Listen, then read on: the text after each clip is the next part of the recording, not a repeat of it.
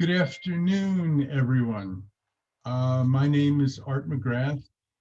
I'm a board member of Call to Action Metro New York chapter.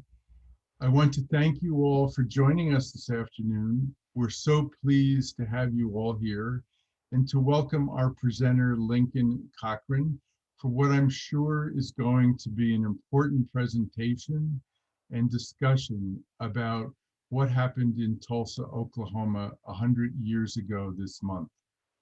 In just a few minutes, I'll hand things over to Lincoln to kick things off. But first, I want to mention a few things about how the webinar will go. But before that, before going into the details, I want to mention how my wife and I met Lincoln just a few months ago in Tulsa.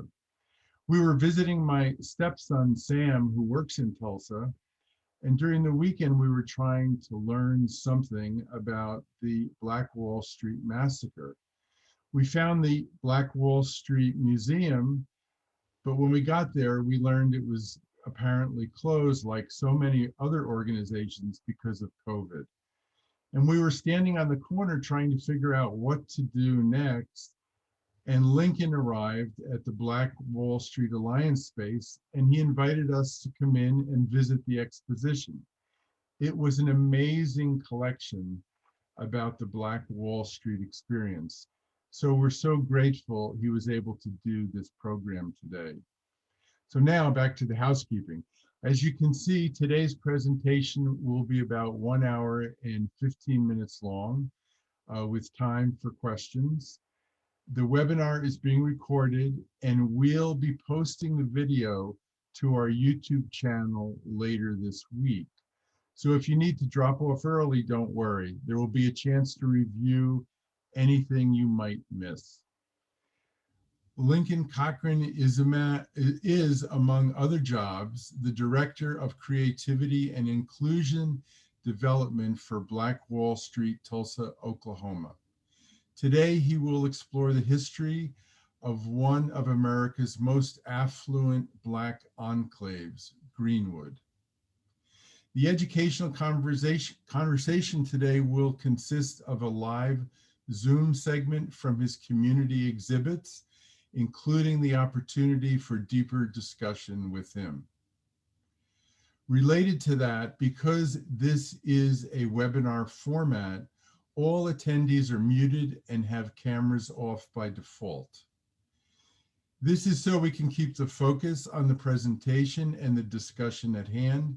So if you don't see yourself or an option to turn on your camera, don't worry, your Zoom isn't broken.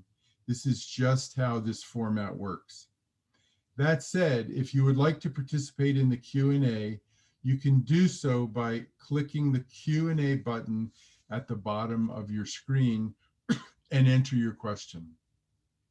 Our presenter will be able to read your submissions and we'll do our best to get to as many questions as possible. Also, at the end of the webinar, we'll have a slide with some information about next steps and how you can get involved, as well as how to stay in touch with us here at CTA Metro New York. We'll also be sending out an email in the coming week with follow-up details. The email will also include a link to the recording of today's webinar, so be on the lookout for that. So finally, I'd like to share a bit about who we are as CTA Metro New York. CTA Metro New York is a regional chapter of Call to Action, which was founded in 1936 to promote a progressive agenda in the Catholic Church. We believe that as faithful Catholics, we are called to advocate for justice and equity in the church and in the world. This means we wholeheartedly affirm the ordination of women and the full inclusion of divorced and LGBTQ plus people. It also means we take Catholic social teaching very seriously. Its foundational insistence that we work for the common good demands that we speak out about climate justice, name the exploitation and abuse of the current state of capitalism, and actively work to dismantle and eliminate racist practices and structures in our society. We are clear that all of these issues are Catholic conversations and that we have a responsibility to use our voices to drive change. Obviously, we cannot and should not do this work alone. To create change, it's critical that we build sustainable partnerships and coalitions that center on the voices of those people most impacted. I'm so pleased to welcome our presenter, Lincoln Cochrane, for this afternoon's presentation. And just a bit about Lincoln. He's the Director of Creativity and Inclusion Development for Black Wall Street Alliance, Oklahoma. He's also Director of Creativity and Inclusion Development for Information Technology, Arts, and Media Education, and many other activities. His career also included being the Director of Theater Arts for the Booker T. Washington School in Tulsa. Lincoln, welcome. Thank you, sir. It is my pleasure. Welcome to Tulsa, Oklahoma, CTA Metro, New York. You are standing on the corner of Greenwood and Archer in Tulsa, Oklahoma right now. This is our Black Wall Street Alliance studio store, and on the opposite side is the Chamber of Commerce. There is the new Greenwood Rising National History Museum, and here is more of Greenwood and Tulsa. As I walk and talk, some of you may want to refer to the chat if you get motion sickness. We will be moving through the exhibits. I'll try to keep my gimbal and hands as steady as possible, but here we go. Black Wall Street Alliance was created to promote the businesses of Greenwood, and this is the entrance to our exhibit spaces. This is a 1922 Ford truck along with selfie panels that when you take a picture and or selfie in front of them, it looks like you're inside the McGowan drugstore or in front of the Dreamland Theater or with these ladies from 1922 or standing with Booker T. Washington Band on the corner of Greenwood and Archer, because they used to march every time they won a game. But this isn't even the best part. The first exhibit that we created on site is called The Faces of Greenwood. It's a timeline from 1890 to 2020 and literally runs 1,000 square feet down the length of the West buildings.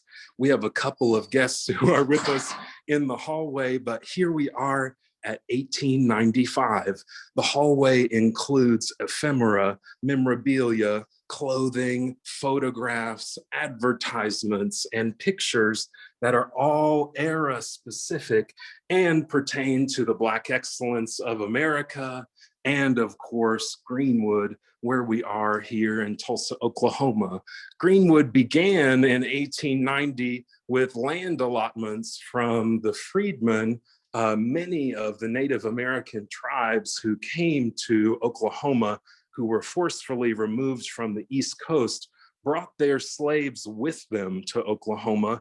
And when emancipation happened, they allotted their slaves land in Tulsa. That land is officially the land that Greenwood sits on now. And if you are up on your Supreme Court cases, you know that 2/3 of Oklahoma has now been deemed Indian territory by the Supreme Court of the United States. Here we are in 1905.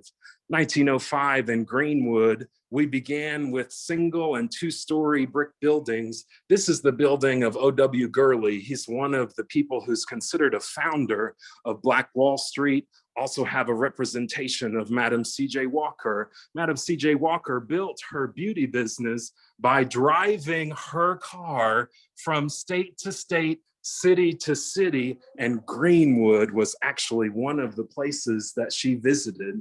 As we turn, here's 1910, and here is the edge of 1920 with a representation of vaudeville. Many people don't know that the Williams Dreamland Theater, this is the Williams family here in their car, but the Williams Dreamland before before it was a movie theater, it was a vaudeville theater having 10 shows a day.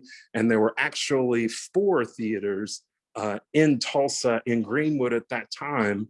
As we move through the exhibit, this is 1911. This is one of the Sanborn maps. It is a map that was created for fire insurance that really looks the closest to what Greenwood looks like today.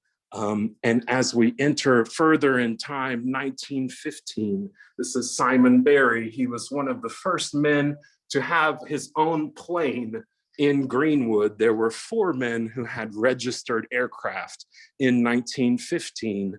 As we then exit 1915, we see the rise of the Ku Klux Klan in Tulsa. And in 1920 is really when the papers in Oklahoma, the Tulsa World, the Tulsa Tribune, really began to document the plight of minorities, and not necessarily in a good way. I'm going to read you some things here coming up. These are pictures that are of the Tulsa Race Massacre.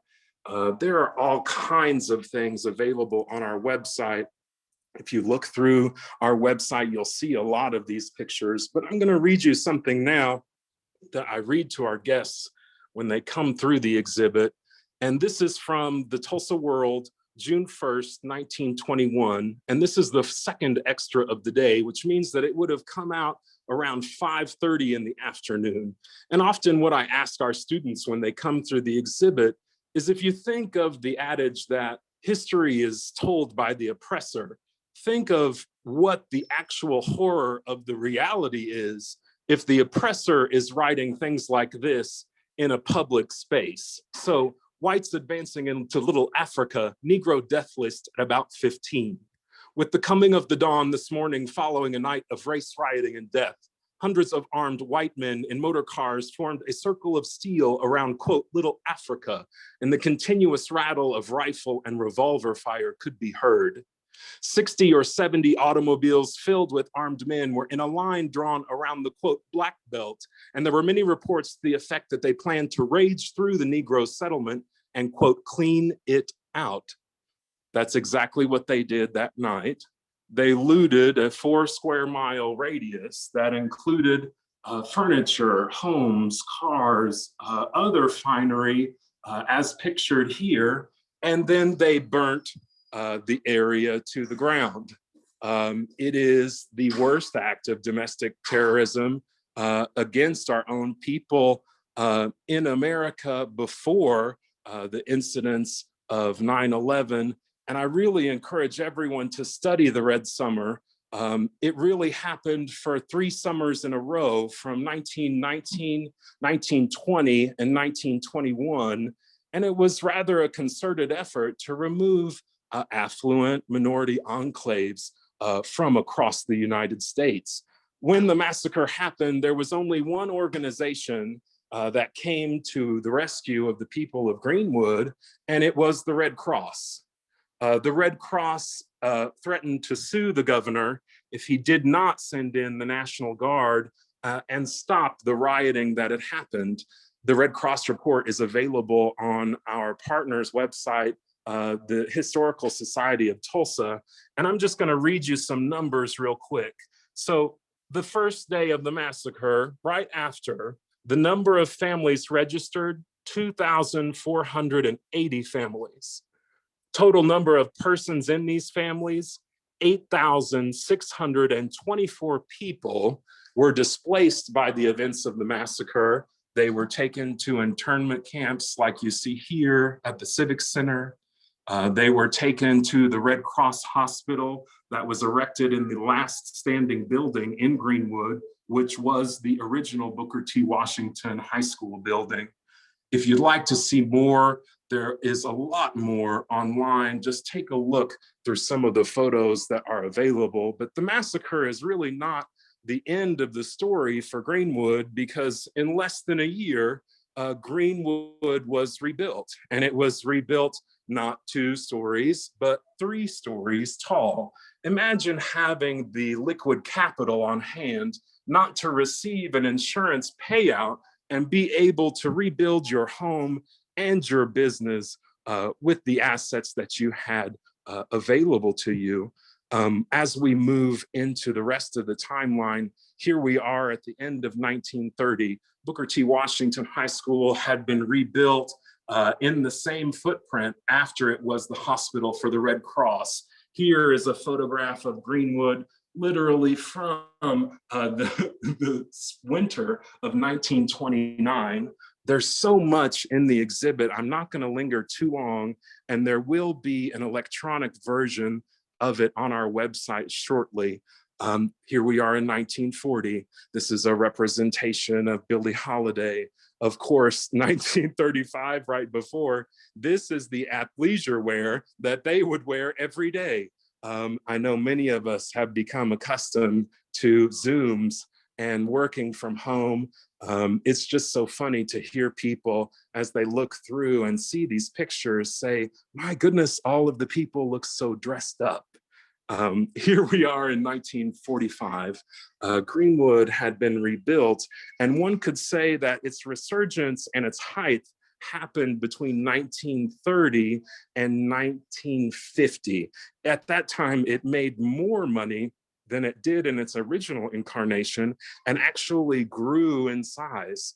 But as we can see coming in the 1960s, urban renewal and urban blight was a problem across America, not to mention the civil rights movement happening at the same time, which we also include. As we move in through to 1965, Black Wall Street and Greenwood was getting ready to go through an enormous transformation. This is a photograph of an aerial view of Greenwood before a highway was built, cutting it off from North Tulsa. This is the pathway for 244. And as you can see, the homes, businesses, and houses that extended for about 4 miles in both directions, these no longer exist after the highway was built. And you'll see more of that as we continue here in 1965, of course, with the rise of Malcolm X and the Black Panthers. There are representations in 1970, including all kinds of things like Maybelle Wallace. Maybelle Wallace was a lady who bought a home in Greenwood. It was the last standing home. You can actually visit it on our website. There is a digital copy of the house. Just enter the code Maybelle with a capital M, and you can take that tour anytime. Here we are in 1975. In 1975 in Greenwood, the area was really falling victim to urban blight. The city of Tulsa could not afford to keep up a lot of this historic architecture. Tulsa had been known really as the oil capital of the world through the 20s and 30s and 40s. ConocoPhillips, along with several other people, built their wealth in this town. Currently, Killers of the Flower Moon is filming in Pawhuska, and it is the story of Osage women being married for their oil rights and then murdered for their land. There was a lot of that happening in Oklahoma before 1940, but when we come down in 1960, 70, and 80, these photographs are really reminiscent to me of New York in the 70s. You can see the age of the buildings, you can see the urban decay, and by 1980, Greenwood was really just a shell of what its former self had been. This is a photograph of 1978, before these buildings were renovated, and as you can see, they were completely gutted to the brick walls. There are no interiors to the building. And that is when a concerted effort began to revitalize the area.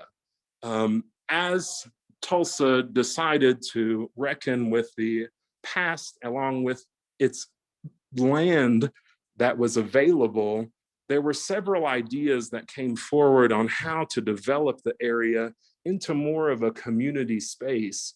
When you get into the late 80s and 90s, you'll see Greenwood kind of going through a revitalization. Here is the original revitalization plan from 1995. We are currently in this building, standing in a hallway, and this is the footprint of Greenwood today. There are these buildings here on the east and west side with the highway running behind it. Originally, there was a plan to redevelop all of this area, but it was turned into an arts district, and there is currently a baseball park here in the center of what would have been the Pathway to Hope. I would urge everyone to go look at the work of John Hope Franklin and the John Hope Franklin Symposium here in Tulsa. Every year, they have an incredible interactive educational opportunity that draws people from all over the country. Here is more of what the development of Greenwood was to look like in the end of the 90s. And as we move into the 2000s, there's even more. There was really a concerted effort to revitalize the area, but of course, in Oklahoma, the main impetus and main way to do it is to create a community development corporation and work with the city in the development of the area. There have been several incarnations of community development corporations in Greenwood, and we are now at the third and finally seeing some results. So I encourage everyone to really learn and see what you can online. So as we move out of the timeline, this began our partnership with the University of Tulsa. The University of Tulsa has the largest collection of photographs and memorabilia about Black Wall Street because they have been acquiring it since about 1970, some right into the 50s and 60s. These photographs that I'm going to show you are from Reconstruction. This is directly after the massacre, and this is right in line with the beliefs of Black Wall Street Alliance. You know, the massacre is a part of the story of Greenwood, but the story truly goes much further than that. It is a story about resilience because look at the faces of these people 1 year after recreating their lives. And this is part of the McFarland collection at the University of Tulsa. And some of them are just incredible. You can see the 1920s showing through in almost every photograph. And I'll keep moving and just show you some of the highlights that I have from the collection. But as you can see, there are so many and so much more. We're getting ready to install a baseball exhibit here shortly. But as we move around the room, I'll show you some of my favorites. So these ladies are from 1922. They are posed on their vehicle in the middle of Greenwood, and you can barely see it being rebuilt in the background. Here is a lady standing next to a tree. As an entertainer and professional theater educator, I would love to be able to read what this advertisement for a minstrel show said. As you can see, there are men in top hats with drums on an advertisement right next to her as she poses in the tree. It really shows also how rural the area was as it was being rebuilt. So there's so much to look at, and I will share some of these photographs with you further, but I know in an effort to stay on time, we're gonna keep moving rather quickly. If you have questions, post them in the chat and we will get right back to them. There were only 78 cars registered to the city of Tulsa in 1922. And in Black Wall Street in Greenwood, there were actually 48 cars registered to individual families. This is one of my favorite photographs. Here, these people are standing on the corner of Greenwood and Archer as it was being rebuilt in 1922. They're standing next to their car in something that really could be worn today. As we move through the experience, this is one of our latest acquisitions It is the work of Undercroft Montessori School. They created a piece that depicts Greenwood during its reconstruction. It is literally a 8-foot by 5-foot model that shows each building that they recreated. I love children's artwork. They have actually done all of their homework because included is actually their research on each building with a hand drawing from every class. And it's just marvelous. These are more of our Black history projects from our partner elementary school. But as you look at the wall, I'm going to show you some of the blending of culture in Oklahoma. So as you look at these ladies who are standing here next to what looks like a chicken wire fence, this is clearly Victorian era dress. These would have been satin dresses. This is kind of a hybrid because if you look at the long sleeve, traditionally Victorian dress had a puff sleeve at the top, not necessarily a long sleeve, especially in warmer months. And then standing next to her in perfect 1920s attire with Native American fringe on the outside of it. I marvel at these photographs every time I look at them. It's just an incredible window into their lives and into their day-to-day existence. I'm going to show you a couple more. We don't know who the people are, unfortunately, because the photo album was left without any names attached to it when the University of Tulsa bought it. It really shows some of the rural aspects of the area also. I love this man and his wife here. He is fishing in a 3-piece suit with a tie and a hat. It's just marvelous. So there's literally so much more, but we're gonna keep moving because this was the second gallery we created on site. It is also used as a speakeasy during Juneteenth. That's why the tables are set up. Oh, I almost forgot one. So the exhibits we've created continue to grow. That is one of the great parts about it. I had a parishioner from Vernon AME Church bring me the photos that you see now, and they are of her family.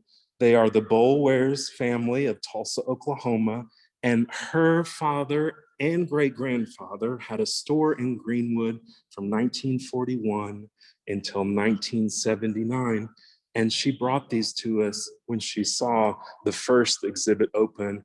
And to me, that's exactly why I continue this work and why it's so important to me. I'm going to show you a little bit more of Greenwood as we walk through. So the exhibit we created first, The Faces of Greenwood, runs the entire length of the West buildings. And we've actually gone a little bit farther and created more. Here's downtown Tulsa, and you're looking at the ballpark in the distance there, but I'm going to take you upstairs to our second gallery space. And this is called the Black Wall Street Alliance Art Hall. It showcases the work of Patrick McNicholas and Time Travel Tulsa. Time Travel Tulsa is a process of lenticular printmaking where you find the exact angle that the original photographer used, and then you add history over that photograph. The photographs I'm going to show you, you can see them online on Facebook and Instagram, but here is the City of Tulsa City Hall today, overlaid with the Tulsa Race Massacre on June 1st. You can see how he's aligned each building to where they would be today and with what remains standing. This is one of the most popular bars in Tulsa called McNelly's. And here is the day of the massacre. You can read Little Africa on Fire, Tulsa Race Riot, 6/1/1921. This is the Brady Theater. This is one of the internment camps that was created to protect people from the mobs who were burning and looting the homes. Anyone that was found in Tulsa who was a minority was brought to these locations for their own safety. There's even more. So this is John Hope Franklin Park. And then next to it, you will see the day of the massacre. So this is the park today.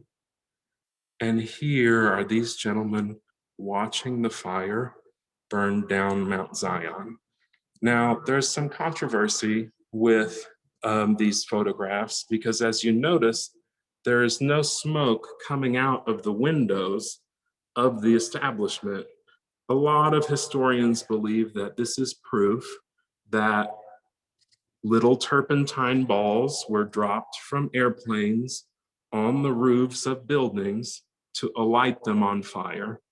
And it's quite shocking to see in this perspective. These are one of the prints that are lenticular that change as you walk across it. So you see City Hall today, and then you also see the massacre appear as you move past the print. Here's another one. This is a corner of Tulsa. These gentlemen are rounding up men from the massacre to take them to the internment camps.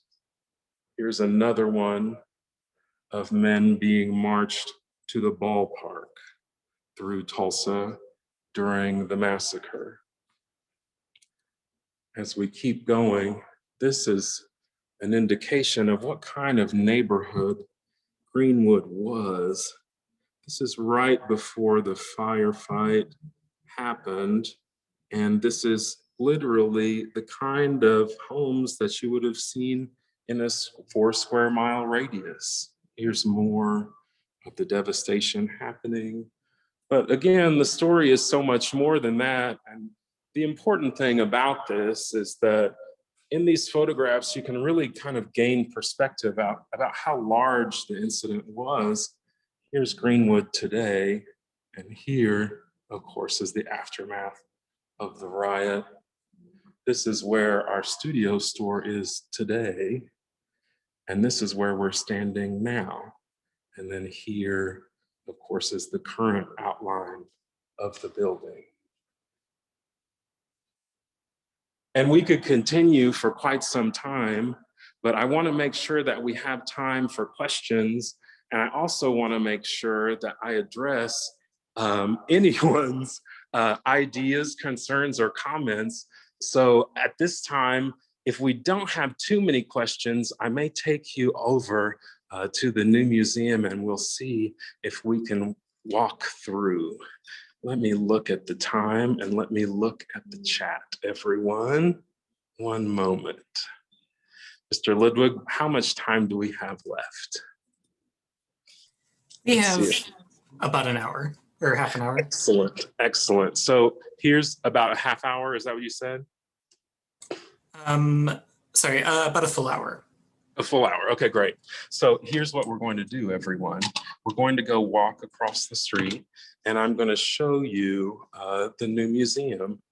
The Greenwood Rising was created by the Centennial Commission of Tulsa, Oklahoma, which worked for about 5 years and then was disbanded and worked for another 5 after that to create the building that you're going to see. It was a work created for the community to really address the issues around the Tulsa Race Massacre, because up until this year, the massacre had not been taught in public school in Oklahoma and really anywhere. And I am sure that the majority of you watching may not know about it either.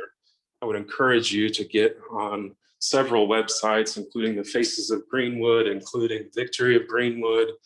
Go to the McFarland Special Collection at the University of Tulsa and definitely take a look at their digital collection that they have provided. But there's literally so much when it comes to looking at the space. So I'll show you a little more of Greenwood today. this is the current footprint of the buildings. And they literally now are only 2 blocks. So there's 1 block on the west side and then 1 on the east. This building that we're gonna walk towards is the new History Center and Greenwood Rising. It actually just opened, and I believe majority of ticketing now is by appointment, but if you would like to see some of their digital work, it is available on the Centennial website. Here is the East Building of Greenwood. As we walk around this side, there's a tour of young people right down there. And then this is the building where we were. And here we go, everyone. So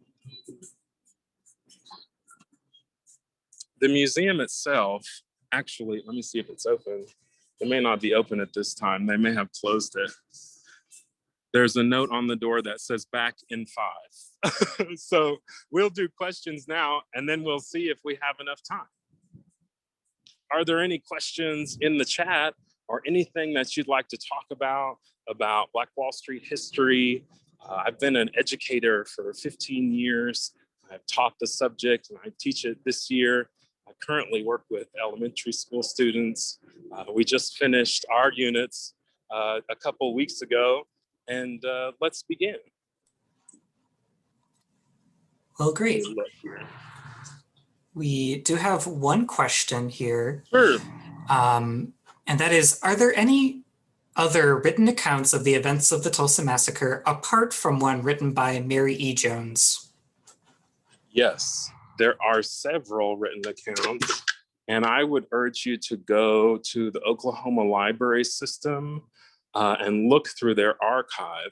There's an incredible set of Western Union telegrams that are from the period, that are accounts from people who either left the fighting and or heard of the fighting from around the world. Literally, the London Times sent telegraphs, the New York Times, all kinds of stuff. If you have a membership to Ancestry or newspapers.com, get on newspapers.com and look up the Tulsa Star. The Tulsa Star was the first Black paper in Oklahoma. It began in Muskogee, and there are incredible accounts throughout history of exactly what happened, and even more that are coming out each day. If you take a look at Randy Crable's book, it's called 1921.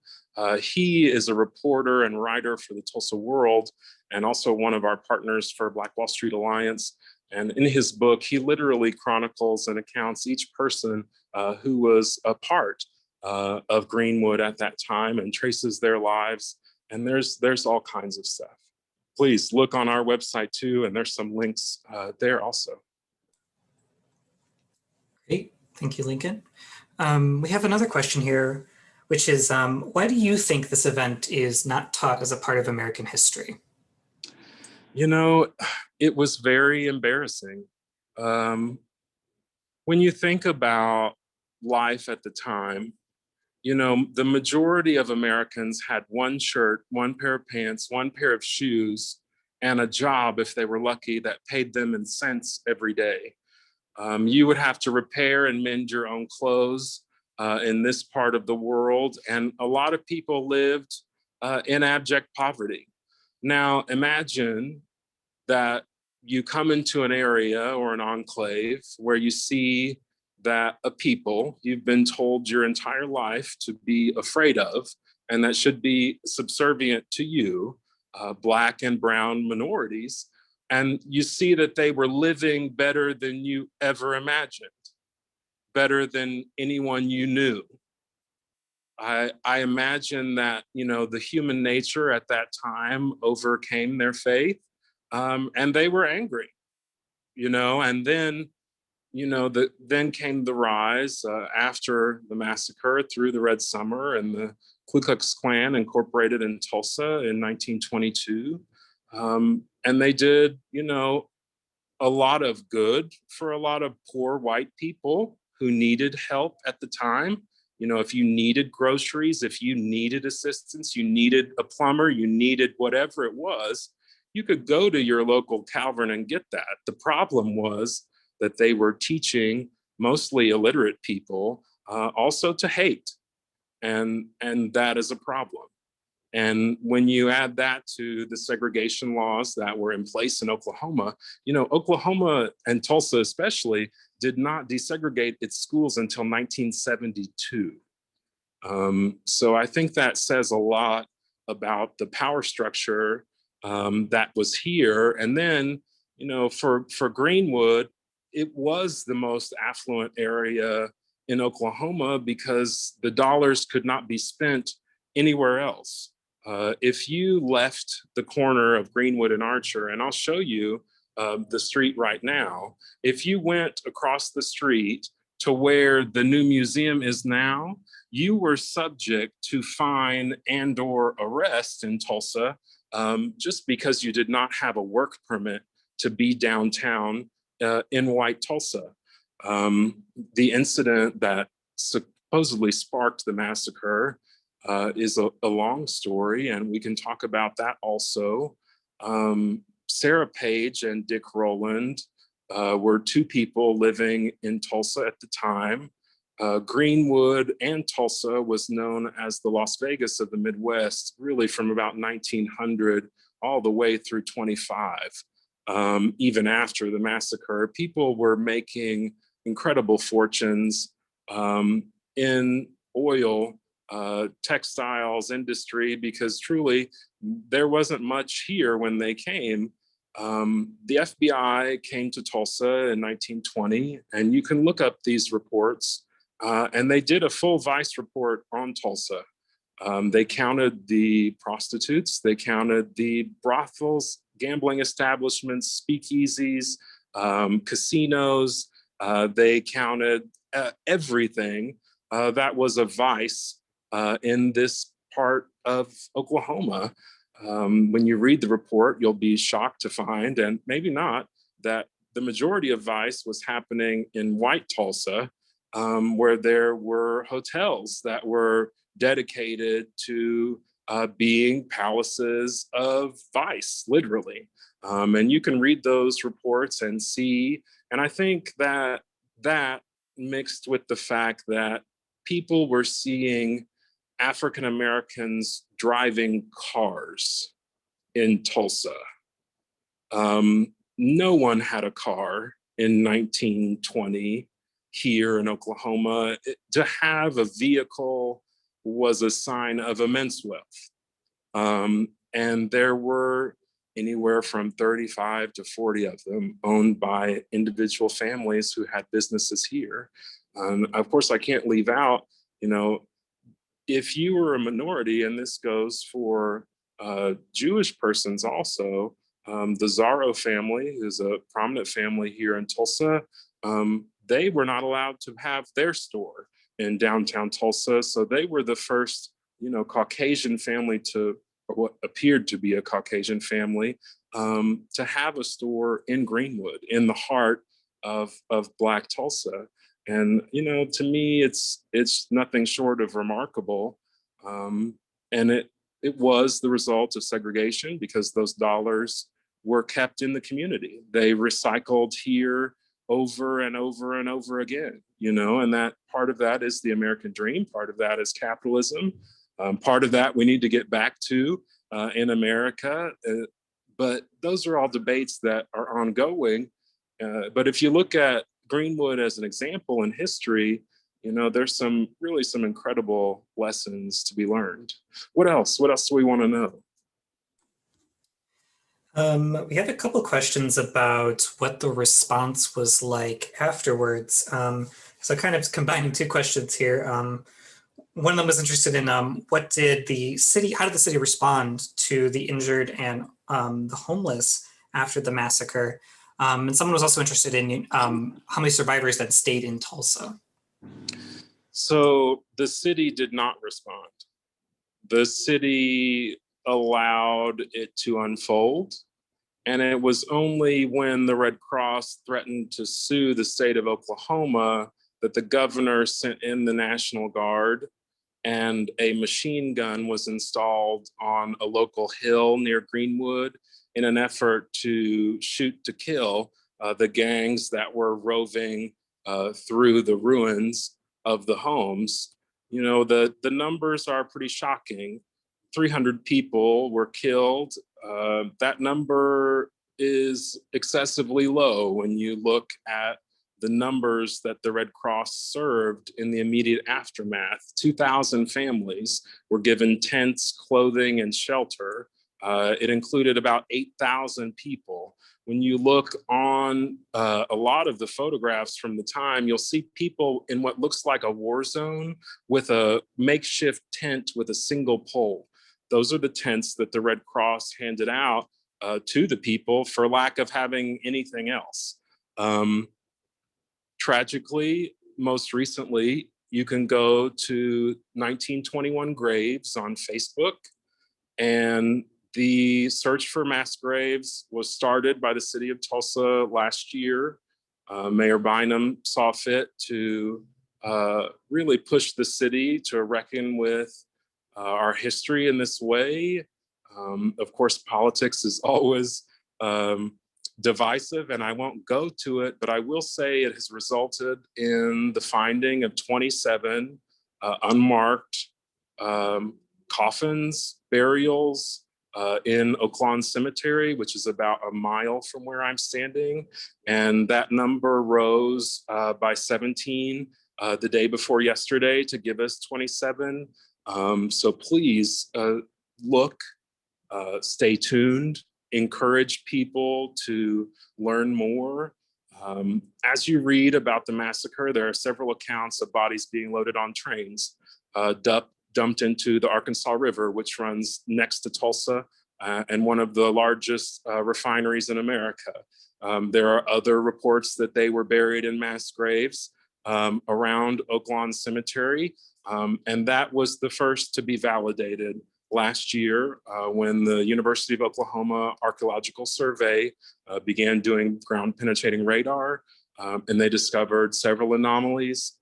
This year they began digging, and the body count is now at 27. And there are 4 other places that they plan to go through and look. Thank you, Lincoln. To pivot away from sort of the historical part of things, we have a question here about how you as an educator approach racialized issues like the Tulsa Race Massacre with younger kids in particular. You know, we've been very lucky in Oklahoma. We have a new superintendent who is from Tulsa. She has lived in Maryland, and she is a Broad Fellow. Her name is Dr. Deborah Gist. And she chose this year to create a full curricula for 3rd grade through 12th students. It was created with several teachers, and it does a great job of introducing the history to young people. We always begin with the story of entrepreneurship. That is part of what Black Wall Street Alliance does. It is our belief that every person can be an entrepreneur in any capacity that they see fit. And really, that is our impetus to share the story of Greenwood. Of course, it is tragic. Parts of it are uncomfortable. If you've been following the news, Governor Kevin Stitt introduced and passed a bill in Oklahoma that allows charter schools and teachers to not teach things that are uncomfortable to them. Of course, that is debatable. There are several who believe, you know, that our history, no matter how uncomfortable, should be taught, because those lessons are things that experientially everyone needs to know. And there are those who still believe that, you know, we don't need to dredge up the past in a negative way. Let's learn about it and then let's move on. Both have ongoing debates And I would encourage everyone to get involved. If you see that the Tulsa Race Massacre and Black and minority history is not being executed effectively in your area, I would encourage you to write your school board, legislators, and everyone you know to encourage that inclusion, because even as a person growing up in Tulsa, I had the privilege of, going to Booker T. Washington as a student. I graduated from there, and then I taught there for a decade. It was because of that experience that I learned about the massacre when I was in high school in the 90s. I did not know the extent or scope that I do now in looking at the situation and seeing exactly how large and concerted the effort was to remove Black enclaves from America. There's an adage that a lot of, I heard a survivor use, and there are only 3 survivors who are still left, and they're all over 100 years old. But one of them stated, and it's pretty poignant, if you think about Tulsa, at the time in 1920, it was about the equivalent size of Atlanta, Georgia, in the way of population and Black to white population. And of course, we're all sitting on Native American land too here in Oklahoma. But if you think about if the massacre had not happened and that Oklahoma and Greenwood was allowed to prosper in that way, think of the transformation that would have happened in the state if Black excellence and minority affluence was allowed to prosper. And I think that was really an eye-opening thing to hear for a lot of our students and people hearing about it. What else? So the questions have slightly dried up, which is That's encouragement okay. to everyone here to ask more questions if you want to. But someone did ask if you had any resources, and we will have some at the end of this webinar. But if there are any that you would like to sort of verbally shout out now, why don't you go ahead and do that? There's some great literature out there. If you follow Black Wall Street Alliance on Facebook, we post often reading lists from our guests, and I've heard so many great books. I'm currently reading This Story Has Never Been Told, The Origin of American Capitalism and Slavery. I would urge everyone to take a look at that. If you go to Fulton Street Books online, they are a local Black-owned bookstore here in Tulsa. They have an incredible selection of reading. If you're looking for a children's book, one of the newest is called Opal's Greenwood Oasis, created by Tri-City Collective. Another great example to introduce elementary school students to the history of Greenwood. If I was going to speak to middle or high school students, I would encourage them to delve into the Library of Congress archives and to look and see what's available on our website and the Victory of Greenwood. There are so many things that are being digitized each day that you can find online. It's important to do your homework and make sure that you're not reading, just someone's opinion, that you're reading things based in fact. And that's really my advice as an educator, looking at this historical record. But really, it's important that everyone know about it. And I think that's really the first step, because, until the History Channel did their documentary, we've had so many guests just say, we saw it on TV and we are traveling across the country and we just wanted to see. And quite frankly, we need more of that. We need that in every enclave of America, because there are stories from every minority, whether they be a religious minority, whether they be a race minority or a sexual orientation minority, whatever it may be. There are stories that we all can learn from our shared history. And I think if we all are paying attention, we could really grow as a society in that. And I know that's a part of your mission also. Great. Thank you, Lincoln. We have another question here from someone in the chat, which is, What role do you think Greenwood and the Tulsa Race Massacre plays in the greater story of Black financial liberation? Well, Greenwood is the ultimate example. I am reminded of the fact that none of the people living here received an insurance payout because the incident was deemed a riot. If you think about named tropical storms in some of our coastal cities, this practice is still a problem. And when you think about the wealth that was required and generated here to be able to rebuild not only your life, but your home, your business in 1 year from the capital that you had on hand is pretty remarkable, especially when you think that the heyday of the era would happen a good 25 years later as we get to 1930 through 1960. So I would just urge everyone to learn as much as you can about minority businesses. And if there are any near you that you feel deserve your support, do so. Because I think it can only enhance the landscape of our economy and, of course, our history. Great. Thank you, Lincoln. I believe that's all the questions we have for now. So we can either attempt to go across the street again if they're back, if you want to try that again, or we can bring it back to Art and we can start wrapping up. It's completely up to you all. Short is kind of better because I know people are busy. We're available anytime. They can go online and ask any questions and we'll share information.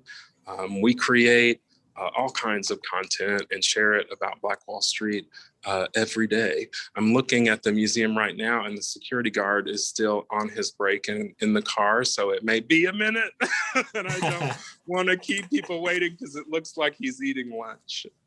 Okay, in that case, let's I'll pass it off to Art again, and we can go ahead and wrap things up. Thank you so much. Well, Lincoln, thank you. That was amazing. Thank you so much for all of that review and start my videos off. Okay, there we go. There we go. Yeah, so thank you again for the amazing work you do there and bringing all that together for us and sharing it with us today. It was really wonderful. It's my pleasure. Thank you so much for sharing our story, and anyone who's interested, please reach out anytime. Yes, and just so everybody knows, there's an amazing amount of resources in the chat. Lincoln provided us with a lot of that, so please take a look at the chat or print it or download it or whatever you do with the chat, because there's a lot of good stuff there. So I just want to remind the attendees, thank you all for coming. Look for the email and the link that will be coming to the copy of today's video. And I want to thank, on behalf of myself and the entire board of CTA Metro New York, again, thank Lincoln and his alliance for joining us this afternoon. And also a huge thank you to you all who've taken part of your afternoon for this discussion. You'll be hearing from us soon, and we hope to see you at future events. So have a great afternoon, everyone. And thank you, Zach, for your help.